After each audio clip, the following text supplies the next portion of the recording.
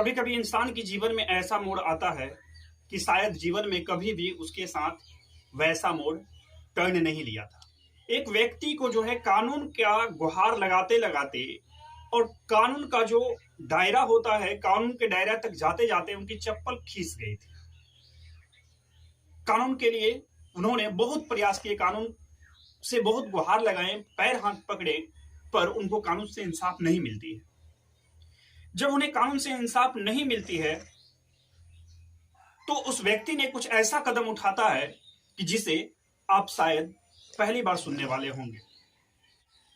आखिर वो व्यक्ति के साथ ऐसा क्या हुआ कि वो व्यक्ति को कानून का दरवाजा खटखटाना पड़ा, बार बार कानून से गुहार लगाना पड़ा और कानून के पास आते जाते जो है उनके पैर की चप्पल खिस गई, फिर भी कानून से उन्हें इंसाफ नहीं मिला। आखिर क्या हुआ था इस घटना में और क्या हुआ था इस घटना के पीछे? इस घटना के पीछे की पूरी सच्चाई को यदि आप जानना चाहते हैं तो बने रहे वीडियो पर मेरे साथ अंत तक। नमस्कार, मैं हूं पप्पू कुमार, स्वागत है आपका सच्ची घटना पीकेएम पर।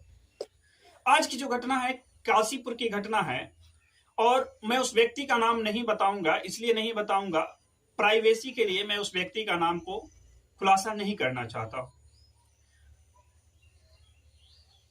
वह व्यक्ति जो होता है खेती गृहस्थी का काम किया करता था और उनका बाल बच्चा भी, 2-3 बाल बच्चा भी था और उनकी पत्नी जो है खेतों में कभी कभी काम भी करने के लिए जाया करती थी।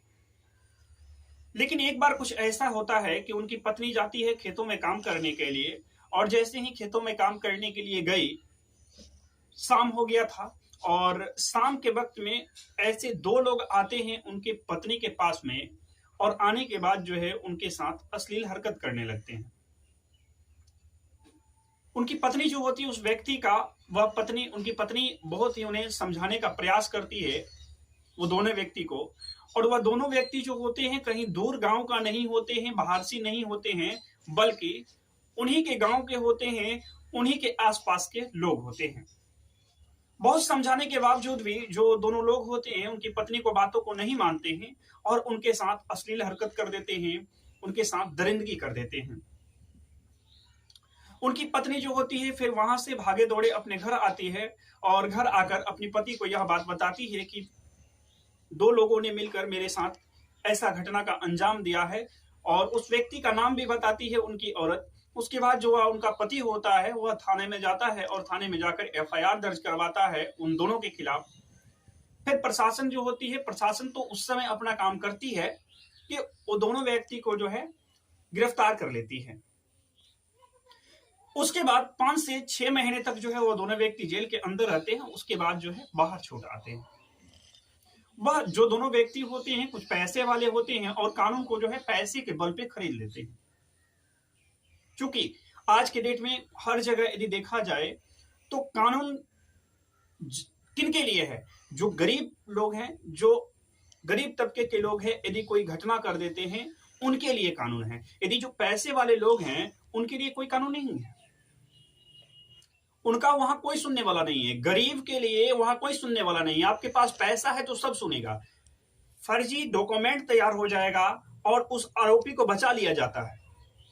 ठीक वैसा ही हुआ उस व्यक्ति के साथ, उस औरत के साथ, कि फर्जी कुछ कागज तैयार किया गया, फर्जी डॉक्यूमेंट तैयार किया गया, फर्जी गवाह तैयार किया गया और इस तरह से वो दोनों को जो है रिहा मिल जाता है। और रिहा हो जाने के बाद जो है वो जो दोनों व्यक्ति होते हैं खुलेआम घूमते हैं और उस व्यक्ति को और उस औरत को बार बार ताना मारते हैं, बार बार उन्हें धमकाते हैं, डराने की कोशिश करते हैं। फिर जो व्यक्ति होता है कुछ ऐसा कदम उठाया कि वह मौके का तलाश में घूमने लगा। कानून से जब उन्हें इंसाफ नहीं मिला तो खुद वह उस चीज को फैसला करने का ठान लिया कि इसकी सजा हम जरूर देंगे। और इसकी सजा देने के लिए वह जो व्यक्ति होता है कि बारी बारी से वह दोनों व्यक्ति का जो है कि हत्या कर देता है। और हत्या करने के बाद जो वह व्यक्ति होता है वह चला जाता है कोर्ट में और जाकर कहता है कि मेरे जो आरोपी थे, हमें कानून से इंसाफ नहीं मिली, इसलिए हमने उन दोनों का हत्या कर दिया। इस तरह से कह करके वह व्यक्ति कोर्ट में हाजिर हो जाते हैं और इस तरह से जो उनके साथ, उनकी पत्नी के साथ, उनके परिवार के साथ दरिंदगी किया गया था उनका वो बदला ले लेता है। तो क्या उस व्यक्ति को ऐसा करना चाहिए या नहीं करना चाहिए? क्या उन्होंने सही किया?